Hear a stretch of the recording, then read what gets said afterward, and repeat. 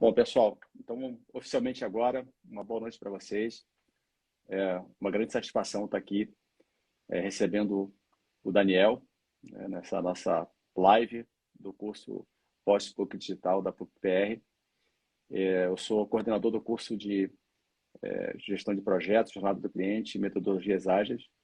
E é uma grande satisfação trazer aqui o Daniel, né, que tem uma trajetória consolidada numa empresa que todo mundo com certeza ouviu falar, que é o Google, e está enfrentando e superando desafios, né? Como todos nós que estão querendo se acostumar com esse novo jeito de trabalhar, dentre tantas modalidades que a gente tem, né? Então, Daniel, antes de começar aí com os temas que a gente vai tratar, gostaria que você se apresentasse brevemente, falasse um pouco do seu trabalho e como que essa questão da gestão remota de equipes está atraindo a tua atenção e que tipo de preocupação está sendo nesse momento. Perfeito, perfeito, Milton. Bom, só checando novamente se está me ouvindo tranquilo aí, Eu tá, estou tá ouvindo bom alto o e claro. volume, tá ok? Beleza, muito bom. Obrigado pelo convite, seu e da PUC também, tanto para fazer, né, esse curso aí que a gente está colocando a graduação no ar, quanto para a live de hoje. Obrigado a todo mundo também que está aí presente nessa noite gelada aqui em São Paulo, aí em Curitiba, tenho certeza que também está, para assistir aqui essa live. Bom, como o Milton comentou, estou no Google Cloud, né? É uma das unidades aqui do Google que trabalha com clientes corporativos do mundo enterprise e de tecnologia. Estou aqui no Google, fiz 3 anos semana passada, bem, bem justo, aí a gente chama de Google versário aqui, tem palavra para tudo aqui no Google, né?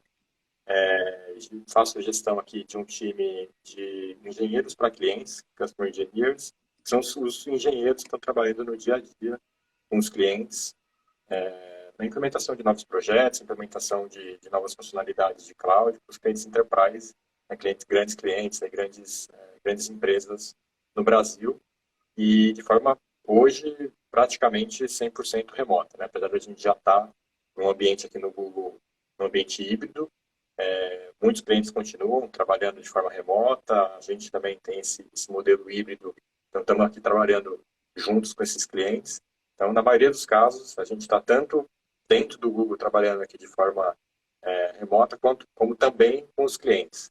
É um grande desafio, com certeza, né? A gente paralelizar todas essas agendas, trabalhar em conjunto aí com esses clientes. Então, é um desafio que a gente tem enfrentado no dia a dia. Passei por outras empresas do ramo de tecnologia também, como a Amazon Web Services, para Microsoft. Passei pela Unilever também no ramo de tecnologia. Sempre trabalhando com clientes, sempre lidando aí com pessoas, liderando times. E como eu disse, nos últimos 3 anos tenho trabalhado com esse time de engenheiros aqui do Google e enfrentando isso que todo mundo enfrentou nesses últimos 2 anos, né, 2 anos e um pouquinho já, né, junto com a pandemia, que trouxe todo esse desafio adicional, né, da gente realmente ser obrigado a exercitar esse modelo de trabalho remoto, né, que foi o que a gente não teve que se adaptar, a gente teve que ir para esse modelo nesses últimos 2 anos de qualquer forma, né. Então a gente vem enfrentando isso aí e esse é o grande tema do nosso curso aqui, como é que a gente faz essa gestão dessas pessoas, desses times, desde o comecinho, né, quando a gente está atraindo pessoas ainda, né, para a empresa, então como é que a gente atrai talentos, até todo o processo realmente de gestão do dia a dia, de trabalho, KPIs, orientação, coaching, mentoring, então todo o processo, como é que a gente adapta todos esses processos, essa forma de gestão para esse ambiente remoto e híbrido, que é o novo agora que a gente está enfrentando. Bom, então, para começar, Daniel, eu gostaria de te fazer uma pergunta. Lidar com a gestão remota de equipe veio junto com a pandemia ou você já lidava com isso antes da pandemia chegar e acabou se acentuando? Boa pergunta. Eu já trabalhei com gestão de equipes remotas antes da pandemia. Esse já é um modelo muito reconhecido e muito usado, né, nas empresas de tecnologia, bem difundido, especialmente em times de venda, em times de atendimento de cliente. Então, eu já tinha experiência trabalhando com esse modelo anteriormente, então usando o escritório como base apenas, né, de estar ali, mas gestionando os times, gestionando as pessoas de forma remota. Na Unilever, quando eu trabalhei anos atrás em tecnologia, Eu fiz gestão de times remotos e também gestão de times internacionais, então tinha, além, né, dessa questão dos times remotos, tinha pessoas trabalhando comigo nos meus times em outros países, em outros continentes. Então tinha a questão de fuso horário, a questão de língua, a questão de cultura, tudo isso que se acentuou, né? Porque a gente vê que esse movimento do trabalho remoto, do trabalho híbrido, ele não é de agora, né? Obviamente que a pandemia trouxe essa obrigatoriedade para a gente, mas isso, se a gente, na verdade, resgatar, né, na história, desde o século XIX a gente já vinha, teve empresas que começaram a fazer isso lá atrás mesmo, na construção de linhas férreas, onde a gestão era descentralizada, né, ali no meio do período industrial, mas obviamente que a indústria de tecnologia foi a indústria que decolou com toda essa questão do modelo híbrido, né? Então, a gente viu várias empresas fazendo aí nos anos 70, 80, anos 90 foi um boom de gestão de trabalho remoto. E como eu disse, eu trabalhei com isso nessas outras empresas também. E aí eu tinha tanto a relação com os clientes quanto com as equipes também, né, fazendo a gestão das equipes. Então, realmente, foi um trabalho que eu fiz aí nos últimos anos, mas agora com a pandemia foi, com certeza, o momento que a gente se readaptou e readequou completamente, né? Que a gente realmente teve que parar, entender tudo que a gente fazia e como é que a gente ia refazer esse novo modelo. Tá? A pandemia realmente trouxe esse impacto para a gente. E aí que eu gostaria de fazer a próxima pergunta. Interessante saber que você já tem essa trajetória toda trabalhando com equipes remotas, né, gestão híbrida, mas dessa experiência que você tinha antes e para o período pandemia, que tipo de desafio essa nova fase trouxe para você que você não tinha antes? O que mudou na gestão remota de equipes a partir de fevereiro, março de 2020?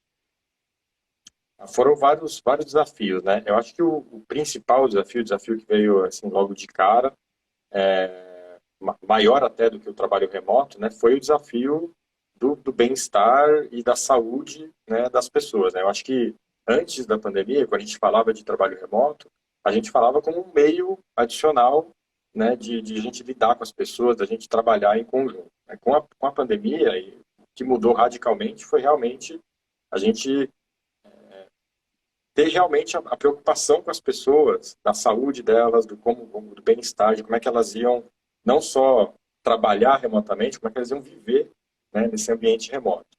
E esse trabalho trouxe, a pandemia trouxe diversos novos desafios, né? Então, a relação do bem-estar com as pessoas, né? Então, eu pelo menos aqui, meus colegas aqui do Google, a gente trouxe isso muito mais à tona, né? Essa relação do bem-estar, da gente realmente entender como as pessoas estavam no seu dia a dia, de colocar em primeiro lugar a saúde delas, a saúde da família, o bem-estar da família, se estava tudo ok, né? Da gente realmente colocar, né, o ser humano, a família, em primeiro lugar, para depois a gente entrar no modelo de trabalho, né?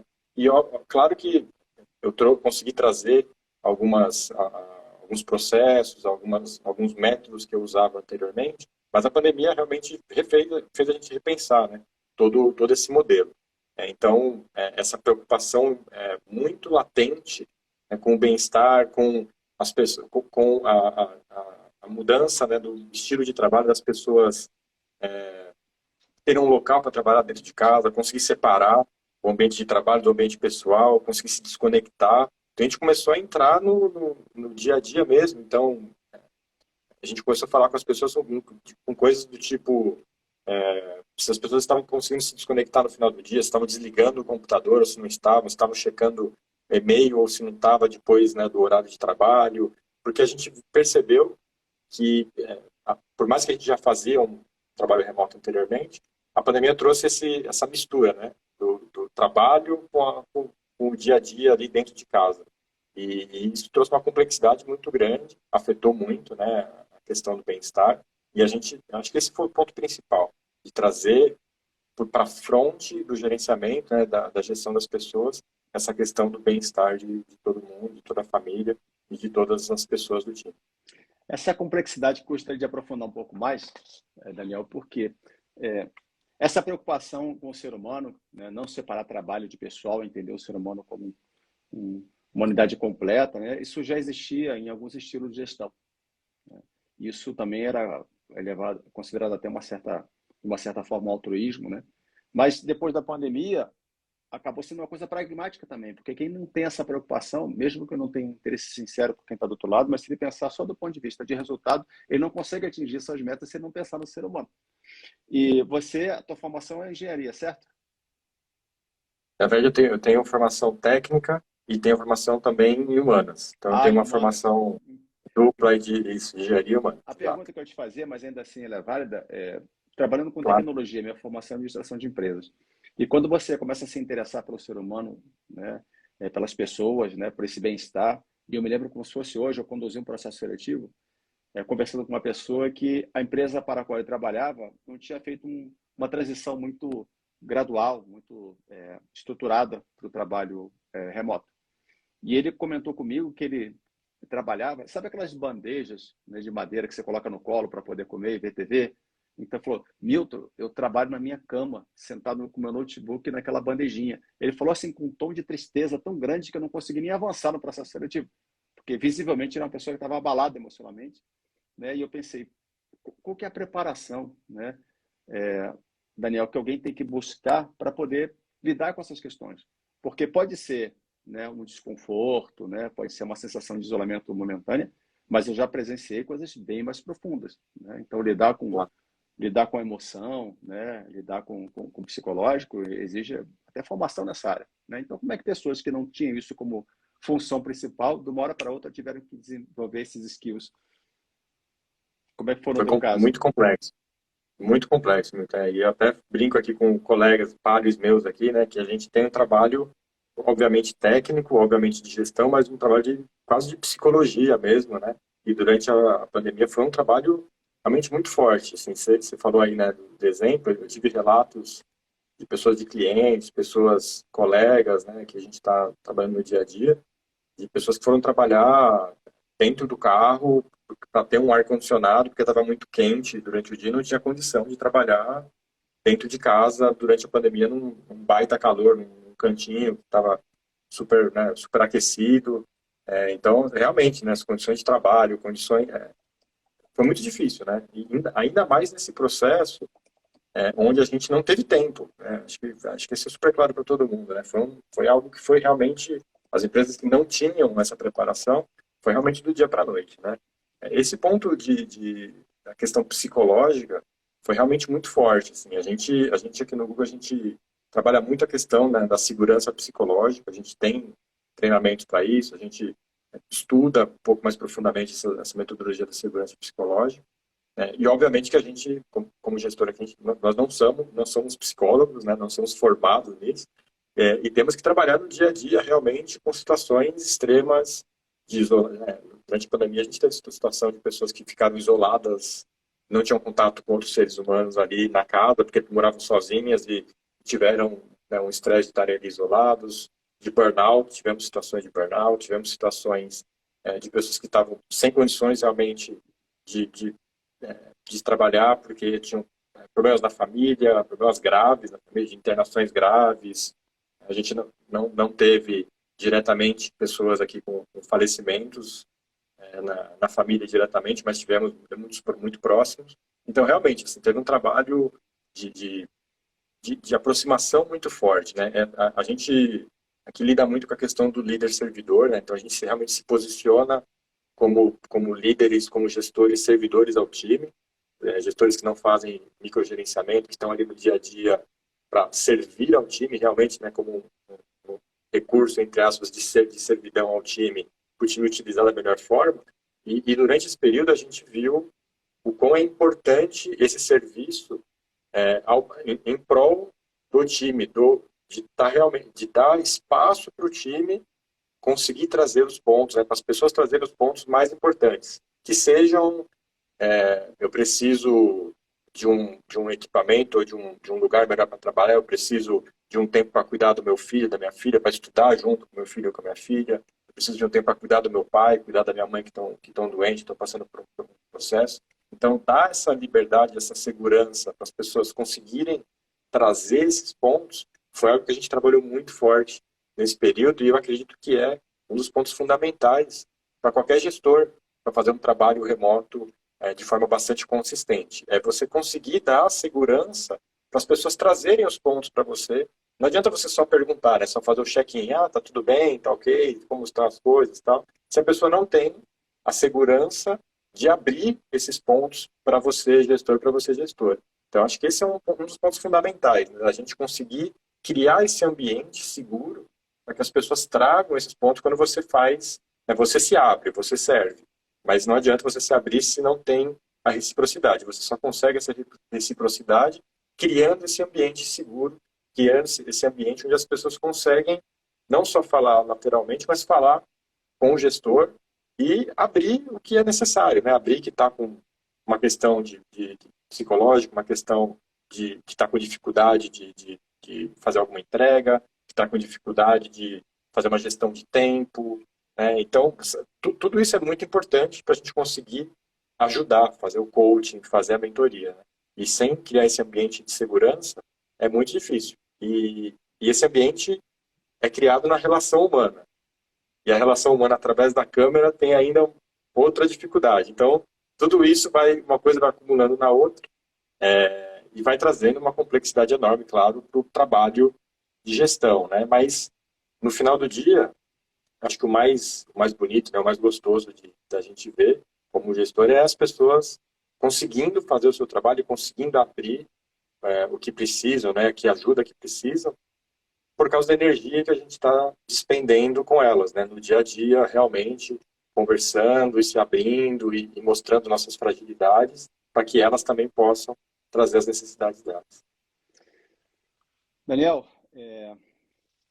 muito, muito interessante e eu me identifico muito com o que você fala e eu me pergunto, essas questões que você colocou, será que já não faziam parte do traço de um bom líder, essa preocupação, esse compromisso, a criação desse ambiente? Será que foi preciso uma pandemia para fazer com que os líderes verdadeiramente assumissem uma posição de líder servidor? Essa é uma pergunta que a gente se faz bastante aqui, né? Realmente, acho que o meio mudou, né? Mas a forma não mudou, né? A gente já fazia isso, né? Acho que os líderes que conseguiram se adaptar mais rapidamente são aqueles que já estavam praticando, né? Já estavam liderando. Mas a gente sabe, né, que ainda existem diversos gestores, ou melhor, diversos gerentes, né, que não praticam realmente de liderança, né, e praticam realmente apenas de você entender que você tem um recurso e que quer tirar o melhor, né, quer tirar tudo daquele recurso, né? E a gente viu durante a pandemia relatos aí de diversas empresas que usaram software para entender se as pessoas estavam trabalhando ou não estavam trabalhando no dia a dia, para verificar se a pessoa estava com a câmera aberta ou se não estava, se estava realmente fazendo aquele trabalho, né, diversos softwares para fazer isso. Então, mesmo com a pandemia, eu concordo contigo, né, isso são os traços de um líder servidor, que não é independente do meio, mas mesmo com a pandemia a gente viu que ainda existem, né, essas características dessas pessoas que não conseguem criar confiança, não conseguem fazer essa gestão servidora e precisam ainda gerir o time da forma, vamos dizer, mais old school, da forma mais tradicional, que não é a forma como a gente entende que a gente deveria lidar com as pessoas hoje em dia, né? Realmente a gente tem que lidar com as pessoas como seres humanos, como pessoas completas, não existe uma divisão, né? O work-life balance, né? Na verdade existe uma vida completa que as pessoas estão trazendo para dentro do trabalho, né? E só trazendo essa vida completa para dentro do trabalho que elas vão entregar o melhor trabalho delas e vão desenvolver o melhor delas, né? Então mas infelizmente ainda existe isso, né? Existe ainda muitas pessoas que pensam de uma forma mais tradicional e a pandemia conseguiu mudar um pouquinho, mas eu não Ainda tem vejo que gente sim, não resistindo, mudou né? todo mundo não. Não mudou todo mundo não. Bom, antes de fazer a próxima pergunta, Daniel, eu vou ver aqui para quem está participando da live com a gente, que eu tenho algumas perguntas aqui, outras eu estou elaborando conforme você vai colocando, só que as perguntas mais interessantes, que eu mais desejo fazer para você, são aquelas que vão aparecer aqui. Então, eu quero estimular todos vocês que estão assistindo a gente, que coloquem suas perguntas. A Tatiana está me ajudando aqui a selecionar as perguntas e vai me colocar aqui na tela para poder fazer. Então, estou muito interessado, né, no que vocês têm para perguntar. Eu quero ser o porta-voz de vocês aqui diante do Daniel, para extrair dele, compartilhar essa experiência tão marcante que deve estar sendo, né, numa empresa como o Google, ele vencer os desafios aí da gestão remota. Agora, eu vou sair de uma questão mais ampla, o Daniel, e vou entrar para o dia a dia, já que você falou que diante da câmera, né? Então, uma velha questão, né? Ligar ou não ligar a câmera? Né? O que você me diz? Você cobra que liguem a câmera, você estimula que liguem a câmera, ou para você isso é totalmente opcional? Como é que você lida com essa questão da câmera ligada nas reuniões? Legal, vamos comentar. Acho que é um ponto bem interessante, porque tem dois lados, né? Essa questão da câmera, né? Desse trabalho remoto que a gente está tendo aqui, né? Então, primeiro, vou te responder como a gente trabalha aqui e como eu imagino que, né, um trabalho remoto deve ser de uma forma mais ampla, né? Eu acho que a questão da câmera, ela é super importante para a gente criar realmente o relacionamento, né? Com a pessoa que a gente está falando do outro lado. Aqui, a minha área é uma área de vendas, né? Apesar da meu time ser o time de engenharia, mas é o time de vendas, estou trabalhando diretamente, com o time de vendas no dia a dia. Então, a câmera, né? A pessoa é a porta de entrada, né? É o principal ponto de relacionamento com os clientes. Então, a gente toma bastante cuidado, né, com relação a essa questão de câmera, essa questão visual, né? A gente pede para o pessoal, né, dar treinamento sobre como utilizar a câmera. No Google é bastante difundido o uso de câmera, assim, mesmo antes da pandemia, quando a gente ainda tinha uma gestão mais híbrida, todo mundo usava a câmera no dia a dia.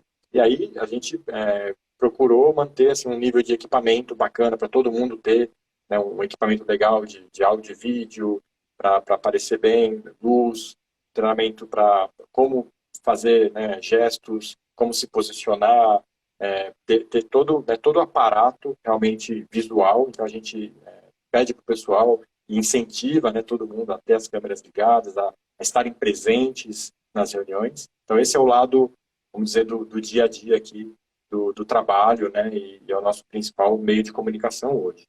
Tem o outro lado da câmera, que muita gente passou também durante a pandemia, que foi a fadiga visual, né, a fadiga de vídeo, né, que a gente leu bastante, teve vários estudos sobre isso também, que é realmente a gente estar o dia inteiro olhando para uma câmera e às vezes até se olhando, né, numa câmera ali.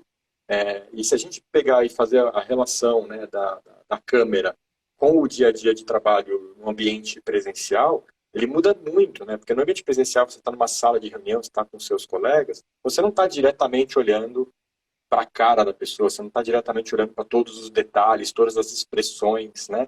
E com essa mudança para o ambiente remoto, a gente viu que existiu realmente uma fadiga visual mesmo, né? As pessoas se cansarem de estarem olhando diretamente para a câmera, olhando para a cara das pessoas, para todos os sinais que os rostos passam durante o dia todo, né? Então, existem várias técnicas para você tentar amenizar essa fadiga visual. Então, por um lado, é importante a câmera estar ligada para você manter esse contato, manter esse cartão inicial que você tem com seus clientes, com as pessoas que você está gerenciando no dia a dia e trabalhando, né?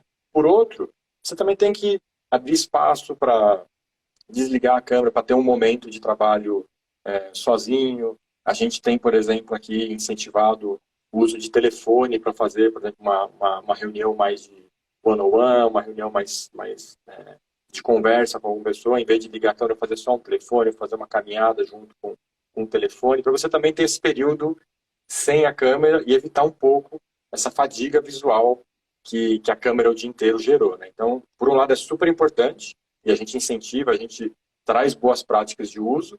Por outro lado, a gente também tem que tomar cuidado para não ter essa fadiga e não chegar ali no meio do dia já, né, estressado e já querendo não ver ninguém, né? Então, regular um pouco esses dois mundos é bastante importante. Agora, me diga o seguinte, como é que na prática você regula isso? É pelo tipo de reunião, ou pela frequência, ou isso fica por conta da tua equipe? Como que você interfere na quantidade de exposição da câmera ligada?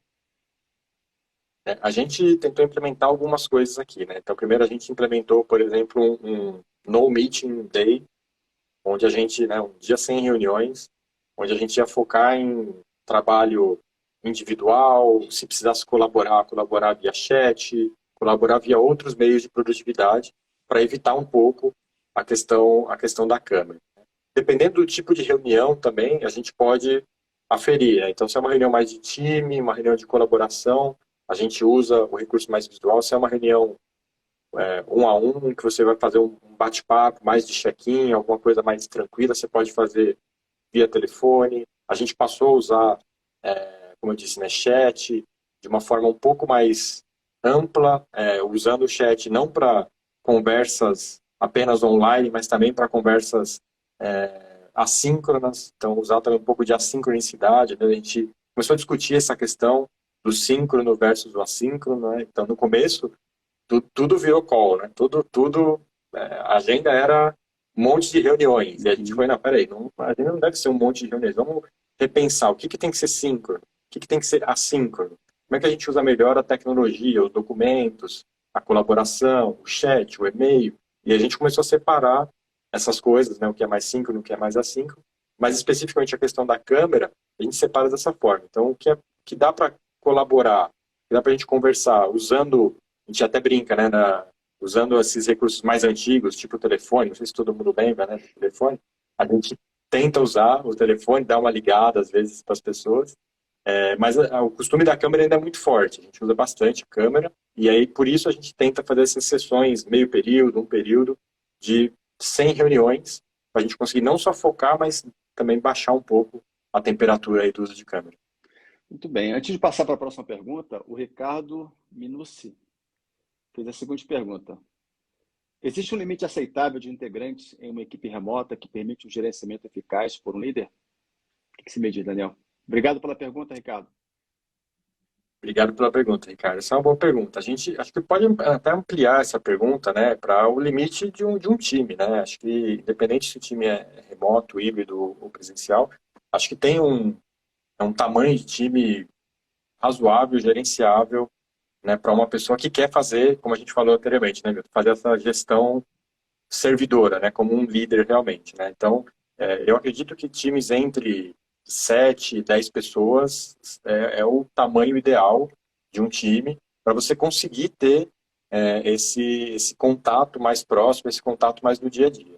E aí, cara, eu posso te falar que assim, durante a gente aqui no Google Cloud tem crescido muito, né, crescido de forma exponencial. Então, eu passei nos últimos 2 anos por times menores, por times de 18, de 20 pessoas. Então, posso te falar aí com conhecimento de causa, né, que gerenciei 18 pessoas, mais de 18 pessoas diretamente durante a pandemia por alguns meses. E aí, para fazer esse exercício realmente de você se conectar com as pessoas, fica muito difícil, né? Porque se você falar com 18 pessoas todos os dias de forma real, né, você se conectar com as pessoas realmente todos os dias, você praticamente só vai fazer isso. Então, a gente aconselha no máximo 10 pessoas, né, de 7 a 10 pessoas é o número razoável de pessoas aí para você ter uma gestão realmente consistente, conseguir se conectar com as pessoas no dia a dia. Bom, falando nessa questão de conexão, né, me diga o seguinte, como é que você resolve aquela necessidade de uma pausa para conversar, quando era no presencial, né? Tomar um café com um colega, né? Aquela conversa informal, ou aquele one-on-one que o líder puxa para conversar quando ele percebe uma postura, né? Então, como é que você lida com isso no remoto? Boa, boa. Realmente, a gente tentou vários modelos aí, né? Porque o remoto trouxe a formalização de todos os momentos, né? Foi isso que a gente viu com o modelo remoto. Então, aquele café que era informal ou que você cruzava com alguém no corredor e ia fazer algum bate-papo, aquele almoço, né, que você ia almoçar e cruzava com alguma pessoa, isso tudo virou formalidade, né? E até por isso que a nossa agenda ficou uma loucura, né? Porque a gente tentou colocar o formal e o informal dentro dessa formalidade. Aí a gente viu lá o café, o intervalo, o almoço, tudo ali acontecendo ali dentro, né? A gente testou vários modelos aqui, e alguns deram mais certo, outros não deram tão certo assim. Então a gente testou modelos, por exemplo, de ter pausas reais para café dentro do calendário, com vídeo, vídeo aberto. Então, a gente testou um modelo da gente ter, né, cada gestor ou as pessoas que queriam ter um vídeo aberto durante um momento do café, as pessoas entrarem, se conectarem de forma informal. A gente testou almoços com o time, também, quem quisesse participar de forma voluntária, testou happy hours recorrentes, testou, assim, a gente testou jogar jogos de tabuleiro, Among Us, jogos desse tipo. Testamos happy hour com experimentação de alguma bebida. Testamos criar cestas básicas para distribuir para as pessoas mais carentes, todos juntos remotamente. Então a gente viu que de tudo isso, né, o que era o resumo, né, de tudo isso? É que a gente precisa ser mais intencional, né, durante esse período. Então a gente tinha que ter a intencionalidade da conexão de certa forma. E aí, uma coisa que apareceu muito e que aparece ainda muito é o tempo do gestor, né? Então as pessoas realmente passaram a ver que os gestores estavam entupidos, né, com as agendas super atarefadas, e mesmo que eles estivessem intencionalmente tentando se conectar, eles não estavam com tempo para se conectar. Então a gente criou também mecanismos para liberar tempo dos gestores, para eles, né, conseguirem disponibilizar tempo para se conectarem informalmente.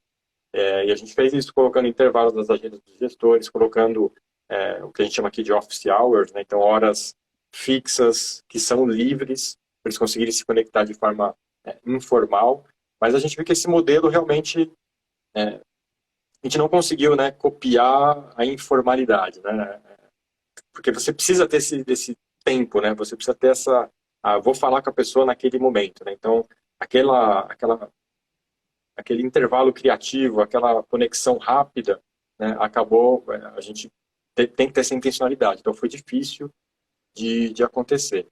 A gente ainda está testando alguns modelos, né? Como a gente está em modelo híbrido agora, a gente ainda está testando como é que vai funcionar essa questão informal, mas foi algo que a gente tentou vários pontos durante esses 2 anos aí. Algumas coisas funcionaram melhor, outras coisas não funcionaram, outras coisas as pessoas realmente não adotaram.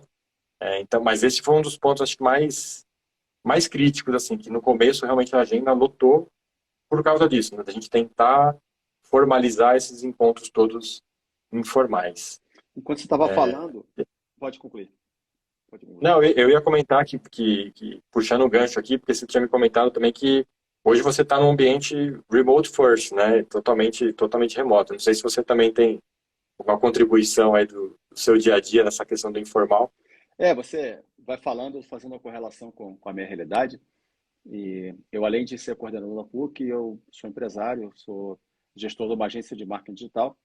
E na pandemia, eu passei por aquela situação, né? Então, colocando a segurança das pessoas em primeiríssimo lugar, todo mundo em casa, e de uma hora para outra, eu tive que remodelar meu estilo de gestão, né? E aí, uma das coisas que eu acabei enfrentando, percebendo, foi o seguinte: tem algumas tentativas de você reproduzir no remoto algumas práticas do presencial. Essas tentativas são infrutíferas. Tem coisas que não têm equivalente no remoto, como, por exemplo, né, esse encontro espontâneo. Então, você está no teu escritório, você vai tomar um café, você vai de uma sala para outra e você percebe alguém da tua equipe se movimentando. Então, pelo caminhar, pela expressão do rosto, até pela curvatura do corpo, se tem algo de errado. Então, você espontaneamente aproveita aquela oportunidade para fazer o one-on-one, né? Então, isso, você não vai encontrar isso no remoto. Então, a saída, muitas vezes, não é buscar o equivalente, mas criar outra alternativa para sanar aquele problema, aquela necessidade de saber, está tudo bem, né? Outro ponto importante que me chamou a atenção no que você falou é essa questão de, de saber se está tudo bem, né? Detectar, checar, né? Então, a quantidade, né, de reuniões, a boa vontade, a boa intenção de estar junto, né, ela muitas vezes não se reflete, né, em resultado, porque a agenda é limitada, né, e essas oportunidades que antigamente eram espontâneas, você tem que torná-las intencionais. Então, Os rituais nunca foram tão importantes. Quando você tem um ambiente de livre circulação, né? Então você pode deixar por conta do acaso que no final dá tudo certo. E se não der também, você provoca de maneira intencional, né, as reuniões, os acontecimentos. Agora, no remoto, a gente acabou elencando aquilo que não pode passar desapercebido e formalizar. Então, desde as dailies, que eram muito importantes no presencial, agora se tornaram essenciais. O próprio planejamento, né, que tem um termo muito popular no mercado. Não, na minha empresa tem um fazejamento, né? A gente já planeja e faz ao mesmo tempo. Ok, porque você olhando você percebe, mas tá, e como é que fica no remoto? Então você dá esse norte, dá esse caminho para as pessoas terem a sensação de que estão fazendo um trabalho bem feito. Exato, exato. Olha, Daniel, está sendo muito rica essa conversa, né? Obrigado por estar compartilhando essas experiências. E vou trazer aqui mais um ponto aqui que eu achei interessante, que é aqui. Uma experiência que eu passei foi o seguinte: quando está todo mundo remoto, e no meu caso, Daniel, eu era remote first em 2021. Em 2020 a gente estava survival first, né? Tinha que sobreviver àquela adversidade, né? Onde todo mundo estava vendo um problema de encontrar oportunidades, né? De melhorar, de otimizar. Em 2021 a gente decidiu ser remote first. Então existia uma estrutura física para quem preferia, né? A gente deu esse espaço. E no final de 2021 a gente decidiu desativar nossa estrutura física. Então, a partir de 2022 a gente não tem estrutura física, né? Uma equipe 100% remota. Então tem gente em várias cidades do Brasil, tem gente fora também, né? Então a gente acabou descobrindo a nossa vocação. E aproveitando, eu até percebi o seguinte: por que a gente optou em deixar de lado o trabalho presencial? Porque por uma empresa como a nossa, que tinha tantas adversidades, eu não podia pulverizar minha atenção, minha energia, minha criatividade. Tem que ficar bom no híbrido, tem que ficar bom no remoto, tem que ser bom no presencial. Eu preferi abrir mão do híbrido e me concentrar naquilo que eu considerei que era um ponto muito importante para as pessoas que estavam comigo, e eu senti que eu acabava atraindo pessoas que desejavam esse modelo. Tanto é que essa minha concentração no remoto, essa energia que a gente colocou, esse estudo, essa dedicação, rendeu frutos, e eu sinto que hoje a gente está muito confortável, muito seguro com esse modelo. Tanto é que é um atrativo na minha empresa, né? No processo seletivo, eu pergunto: o que fez você optar pela nossa empresa? Desejaria você trabalhar aqui? Não, porque a minha amiga trabalha aí, ela disse que o trabalho remoto de vocês funciona muito bem, a minha empresa está me convidando para voltar para o presencial e eu não quero. Eu gostei desse trabalho 100% em remoto. Então, eu perdi a capacidade de atrair aquela pessoa que tem necessidade do presencial, seja permanentemente ou ocasionalmente, né? Infelizmente, eu não vou ter esses colaboradores, mas em compensação, naquelas pessoas que elegeram, né, no remoto a sua atividade, a sua forma de trabalhar padrão, né? Para essas a gente está 100% preparado. E aí, quando essas pessoas estavam todas de maneira remota, né, os processos estavam distribuídos e o trabalho acontecendo, me fazia a pergunta: como saber que está tudo bem? Porque antigamente, na sala cheia, eu dava: ô, João, tudo certo com o projeto? Sim, Milton, tudo ok. Ô, Patrícia, como é que está aquele cliente satisfeito? Está tudo certo. E não tinha ninguém na minha frente. Então, a pergunta é: como que eu vou saber se está indo tudo bem? Então, essa aqui é a minha próxima pergunta, Daniel. Como é que você responde essa pergunta, né? E saber como é que os projetos estão andando, como é que se o padrão de qualidade está sendo atendido, né? Como é que você mede isso? Perfeito, perfeito. Bom, existem várias metodologias, né, de mercado que a gente conhece. No curso eu abordo algumas delas, inclusive falo um pouco sobre métodos de gestão, sobre KPIs, sobre OKRs.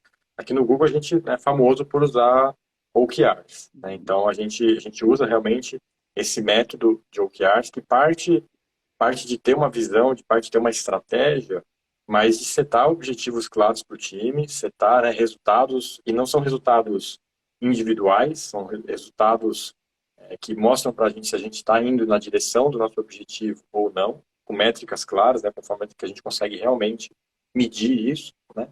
Mas mais importante é setar as expectativas para as pessoas, né? E a gente usa esses OKRs e desdobra esses OKRs em expectativas para cada uma delas. E a expectativa não é o microgerenciamento, né? Não é realmente exatamente o que aquela pessoa está fazendo no dia a dia, mas a expectativa que ela tem num período de tempo para a função que ela exerce. Então, a gente, a dica que eu dou, né, o método que a gente usa aqui, uma das dicas que eu dou no curso é exatamente usar esse método de você setar as expectativas e aí você realmente desdobrar, né, os objetivos, os resultados-chave em expectativas para cada uma dessas pessoas entender quais são os entregáveis que elas têm que progredir ao longo daquele período de tempo, como é que elas vão ser medidas, e a gente usar, claro, é, ferramentas para conseguir medir isso. Né? Então, a gente teve que melhorar, né, até contando um pouco da experiência que a gente teve aqui, teve que melhorar um pouco as nossas ferramentas de gestão à vista, né, para a gente ter um pouco mais de dados, para a gente entender como estava a progressão desses resultados chaves, especialmente os resultados chaves, mas é muito importante você setar bem essas expectativas, as pessoas entenderem as suas expectativas, entenderem como elas vão ser feitas, e aí a gente fazer uma gestão dentro dos rituais, como você mesmo citou agora há pouco, né? Eu ia até pegar o gancho dos rituais, né? Porque essa questão do remoto mudou justamente eu estava numa reunião com o cliente, estava junto numa reunião, saí da reunião, como é que foi a reunião? Você faz aquele coaching ali entre uma reunião e outra no corredor, entendendo como é que está a progressão do projeto, quais são os próximos passos. E aí, nos últimos 2 anos, isso não aconteceu mais, porque a gente está todo mundo ali na reunião, no call, todo mundo conectado, acaba o tempo, todo mundo desconecta e cada um vai para outra conferência, fazer outra coisa, né? Então, como é que a gente faz esses cheques, né? Então, ter esses rituais, e aí não são só rituais de conexão, mas podem ser rituais até mais simples. Então, a gente usa muito aqui o que a gente chama de snippets, que as pessoas fazem pequenos relatórios do que elas fizeram na semana anterior e do que vão fazer na próxima semana. E não é detalhe do que foi feito, né? Mas um panorama geral, para você, na hora de conectar numa reunião um a um com a pessoa, você não precisar repassar, me fala um pouco como é que foi, como é que vai ser. Você já chega, né, com aquela prévia do que foi escrito ali, do que a pessoa já te contou. Isso é aberto para todo mundo, inclusive a gente incentiva bastante ser transparente para todas as direções, né, para baixo, para o lado e para cima. E aí, quando você entra numa reunião, num ritual que é mais individualizado, você já sabe que tem de bloqueio, que a pessoa precisa de ajuda, e você já entra para tentar resolver uma questão e andar para frente, e não ficar só fazendo um check, né? A gente procura muito evitar fazer checkpoints, né, como está indo, e sim a gente documentar as coisas que estão acontecendo de forma colaborativa, e aí usar essas reuniões, esses rituais para progredir. Pô, como é que a gente precisa fazer para desbloquear, para andar para frente? E claro, respeitar muito, né, o trabalho das pessoas, respeitar muito a autonomia das pessoas, né, que no Google, no Google Cloud a gente dá muita autonomia para todo mundo, né, e a gente, claro, entende, né, as diferenças das empresas, né, cada empresa tem uma maturidade e tal, mas isso tudo se conecta com diversos aspectos, né, aspectos culturais, então como é que você implementa uma cultura dentro da sua empresa, como é que essa cultura decanta para as pessoas, e aí a gente vai desfiar um outro fio aí, Milton, né? Como é que a gente traz a cultura da empresa no ambiente virtual? Esse é outro, talvez outra live para a gente fazer, né? Porque dentro do escritório é muito mais fácil você decantar uma cultura para a empresa, porque você está ali vivenciando, né? Aquela cultura, e no remoto você tem que ser mais intencional nessa questão. Então tem essa questão da cultura. Tem aquela questão das pessoas entenderem realmente o seu propósito, né? Aquilo que elas estão ali para fazer e, como eu disse lá no começo, as pessoas entendendo o seu propósito e estando ali para dar o seu melhor, você pode esperar muito delas, né? Você não vai gerenciar elas para evitar um risco ou para trazer o mínimo que elas têm que fazer. Você vai servir elas para elas darem o seu máximo, né? Para você, que a gente chama aqui no Google de fazer o seu 10x, né? Fazer 10 vezes o esperado, para a pessoa inovar, trazer realmente muito impacto. Então, as pessoas que conhecem, que sabem o seu propósito, sabem a sua visão, têm objetivos claros, resultados chaves para medir esses objetivos, e estão com as expectativas claras, a gente entende que elas vão conseguir extrapolar aquilo que elas precisam entregar e aí inovar e trazer muito valor, tanto para a empresa quanto para os clientes. Daniel, antes de avançar para a próxima pergunta, eu quero estimular o pessoal que está nos assistindo, né, a colocar aqui suas perguntas e especialmente responder a seguinte questão. Para você que trabalha hoje remoto, seja de forma híbrida ou 100% remoto, né? Qual que é o teu grande desafio? Né? Será lidar com essa diversidade do dia a dia de casa, né? Então você está no meio da reunião, aí toca o interfone, é o pessoal da Amazon entregando uma encomenda, né?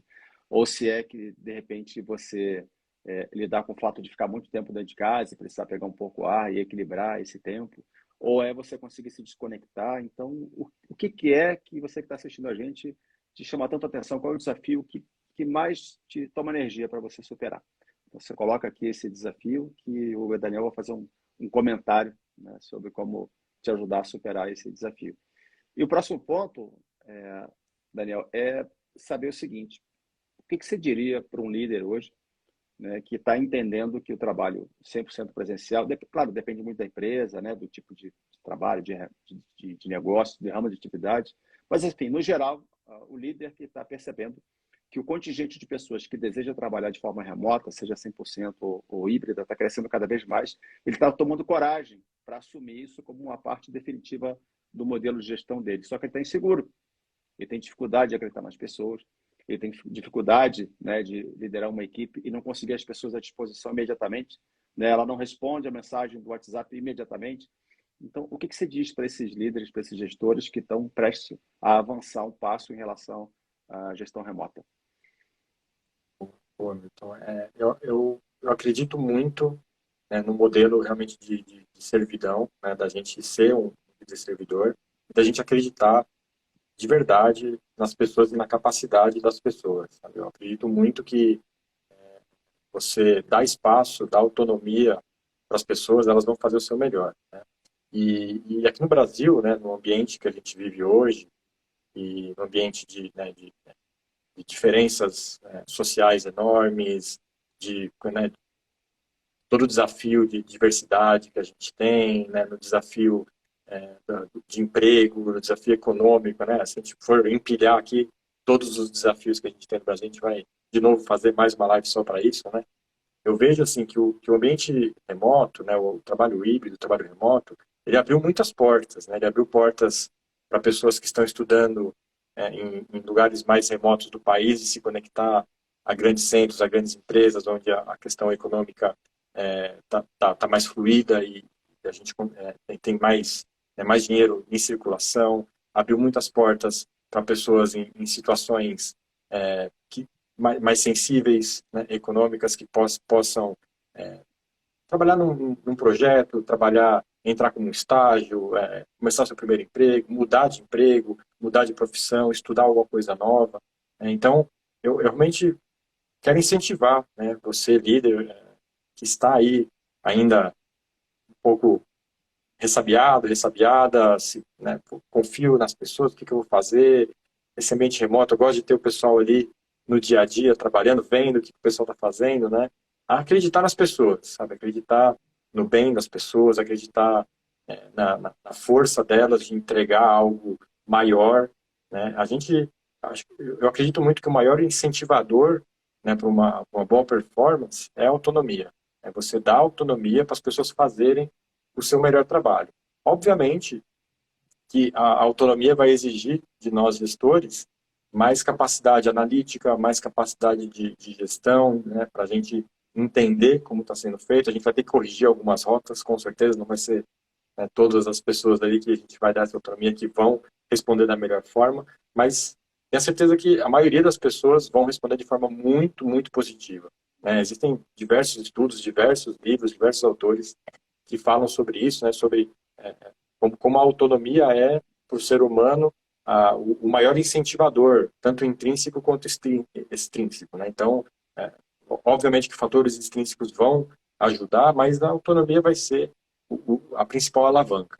Então, o que eu diria é para você realmente acreditar nas pessoas, acreditar no potencial delas, dar espaço, dar autonomia, com certeza setando as expectativas, com certeza deixando claro, né, a gente tem um papel como gestor, como gestora muito importante de setar a expectativa, né, de fazer as pessoas entenderem a direção, a visão, a estratégia, o como fazer, isso é super importante, então não me entendam mal, não é vai lá e faz o seu trabalho, né? A gente tem um papel muito importante, muito relevante da gente dar esse caminho, mostrar esse caminho, mas o como, a execução, as pessoas precisam ter esse espaço para desenvolver. E o trabalho remoto vai fazer as pessoas, né, se desvincularem de diversos temas, do transporte público, né, de você se deslocar 2 horas para ir, 2 horas para voltar para o trabalho, da questão alimentar, a questão do escritório,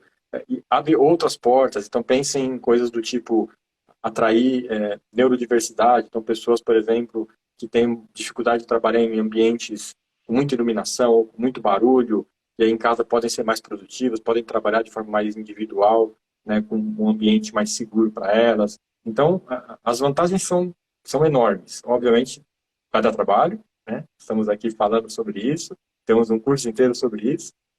A gente, como gestor, vai ter que estudar muito, vai ter que se esforçar, vai ter que botar muita energia no sistema, o sistema rodar bem, mas o time vai trazer muito resultado, vai ser realmente, vai ser muito realizador para as pessoas que vão estar lá e, consequentemente, para você, né? Você vai estar liderando um time que vai trazer muito resultado e que vai crescer, vai se desenvolver. Então, é um ganha-ganha para você, como gestor, como gestora, para as pessoas que estão no seu time e para a empresa. Então, a gente realmente entende que esse novo modelo é o modelo ideal.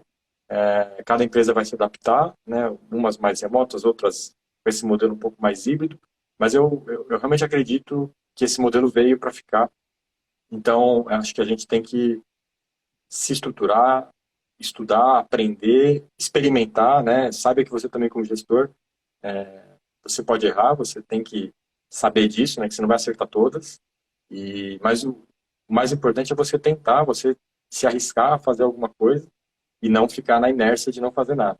Então, se arrisque, tente, experimente ferramentas, experimente métodos, ache o seu modelo ideal, porque esse modelo de trabalho remoto, com certeza, vai ser um modelo que vai imperar daqui para frente. E eu realmente acredito que as empresas que conseguirem adaptar o seu modelo de gestão, o seu modelo de trabalho para esse modelo remoto e híbrido, vão ter uma vantagem competitiva, né? Vão atrair talentos mais diversos, vão ter uma vantagem competitiva financeira, e então esse modelo realmente vai ser um diferencial daqui para frente. Então, foque nisso, que eu acho que esse vai ser um grande diferencial para essa próxima geração que a gente está vendo nascer aí, a nossa geração pandemia, né? Nome ruim, né? Mas é a geração que a gente está se desenvolvendo aí no trabalho. Então, vai ser um diferencial competitivo, eu tenho assim, muita certeza nisso. Então, por isso a gente tem que focar para aprender bastante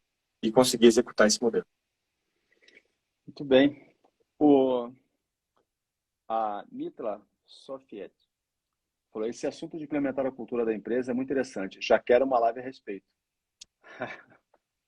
Temos o compromisso aí, né? Aí, Aí, Tati, Daniel, ó. A Tati aí. deixa a Tatiana organizar isso. Ó, o Ricardo está com a participação ativa aqui. Ó. Quais são as principais aptidões a nível de soft skills são consideradas essenciais quando se procura pessoas para integrarem sua equipe remota? Olha, muito boa pergunta. Daniel, antes de passar essa pergunta para você, nessa pergunta do Ricardo, o que eu vejo é o seguinte: todos nós, né, estamos em processo de amadurecimento em várias áreas da nossa vida, né? E quando a gente acha que está pronto, surge um novo desafio, um novo projeto que testa a gente, né, testa a nossa humildade profissional para a gente perceber que tem que melhorar em algo. Então, aprender a trabalhar remoto foi assim, algo novo mesmo. Eu tive que me convencer que eu precisava aprender. Eu tive que entender que eu estava engateando numa nova competência na minha trajetória. E tem algumas pessoas que se adaptaram mais rápido a isso. E tem outras que demoraram mais tempo, deram mais trabalho para os seus gestores. Mas quando a decisão está tomada de aprender a trabalhar de forma remota, ou quando o gestor toma a decisão, né, de implementar a liderança remota, você pode até errar, pode até demorar, mas é certo que vai acontecer, né? E então, e tem gente que, honestamente, não está pronto para trabalhar remotamente, né? Então, há todos os perfis no mercado. Tem pessoas que realmente se acostumaram com um estilo de gestão de cobrança, né? Então, você se acostuma, né, Daniel? Houve um tempo que eu trabalhava numa empresa, tinha o meu líder, né? E tinha relatórios, tinha indicadores, me chamava para uma reunião Então, assim, era muito cômodo, porque quando eu desviava um pouquinho, eu já me puxava. O dia que eu me abri a minha Uhum. primeira empresa, eu percebi, olha, eu sou o topo da pirâmide, não tem ninguém para me cobrar.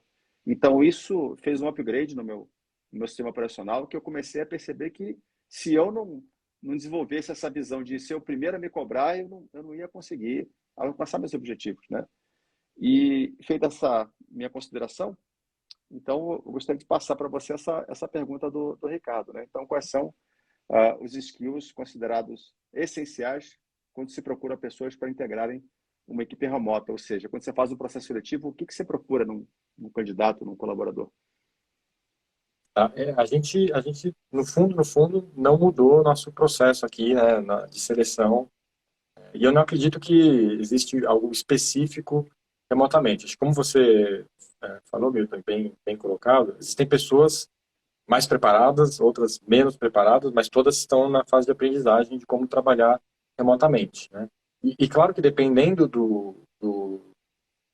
da natureza do seu trabalho, né, da natureza do trabalho das pessoas que você tá contratando ou gerenciando, vai ser mais fácil ou mais difícil você trabalhar de forma remota. Então, uma natureza um pouco mais, por exemplo, individual, vamos dar exemplos aqui de uma pessoa de criação, uma pessoa de desenvolvimento, né, que está ali trabalhando mais, né, escrevendo alguma coisa, desenvolvendo alguma coisa, vai ser mais simples, né, dela trabalhar ali focado individualmente, diferente de uma pessoa que vai trabalhar, por exemplo, mais de forma colaborativa, né, numa outra profissão colaborativa, né? Então, eu acho que vai mais da natureza do trabalho, da gente entender esses soft skills da natureza do trabalho e fazer a seleção, do que soft skills específicas das pessoas. Eu acho que todo mundo tem a capacidade de fazer o trabalho, e aí, tanto em soft skills quanto na natureza das pessoas de serem mais extrovertidas ou introvertidas. Então, eu trabalho aqui, como eu disse, com um time de engenharia, que tem engenheiros um pouco mais extrovertidos, tem engenheiros muito introvertidos e que se adaptaram, né? Se conseguiram se adaptar e hoje estão realmente se dando super bem no ambiente remoto. Então, Ricardo, o que eu posso te dizer é que eu acredito que não existe um set, né, de soft skills, né, um conjunto aí de soft skills específicas, né, para você fazer uma contratação remota. O que você tem que fazer é realmente deliberadamente fazer essa gestão, né? Então, a pessoa saber que vai trabalhar remotamente, que vai ser liberada, e você ter esses processos, ter esses métodos para fazer esse trabalho remoto. Mas os skills, tanto os soft skills quanto os hard skills, eu acho que são os mesmos e eles se adaptam para o meio. Tá? Muito bem. Bom, antes de encerrar, eu vou ler aqui um comentário do Rodrigo, né, que disse para a gente que as pessoas precisam ser incentivadas a se autogerenciar e cuidar do próprio trabalho com objetivos claros e diretos, com abertura para o crescimento. E também ele completou dizendo que precisamos ter menos microgerenciamento dos gestores e mais confiança nos seus liderados. O processo de confiar não é uma exclusividade do ambiente profissional, né, Daniel? Hein, Rodrigo? Claro. Confiar, acho que é um desafio até do ser humano, porque você não tem como você não lembrar das vezes que você confiou e se frustrou, mas eu particularmente eu prefiro ter muita frustração do que perder a capacidade de acreditar nas pessoas. Então, com essa colocação, Daniel, que eu agradeço muito você ter aceitado o nosso convite, foi uma contribuição inestimável. Tuas palavras não só ajudaram bastante quem está ouvindo a gente, tenho certeza, como a mim mesmo, né, vivendo diariamente esse desafio. Tá? E a todos vocês, obrigado pela participação, obrigado especial para quem fez as perguntas e os comentários. E, Tatiana, obrigado pelo apoio, obrigado aí pelo convite. E tenham uma boa noite. E para os líderes, encorajem-se a avançar aí no desenvolvimento da gestão remota. E para quem está vivendo esse mundo de trabalhar remoto ou híbrido, é um aprendizado sem fim, né? Cada mês, cada dia, a gente aprende mais a se desenvolver nessa capacidade de trabalhar à distância. Bom, pessoal, então, tenham uma boa noite. Obrigado mais uma vez. Um abraço para vocês. Tchau, tchau.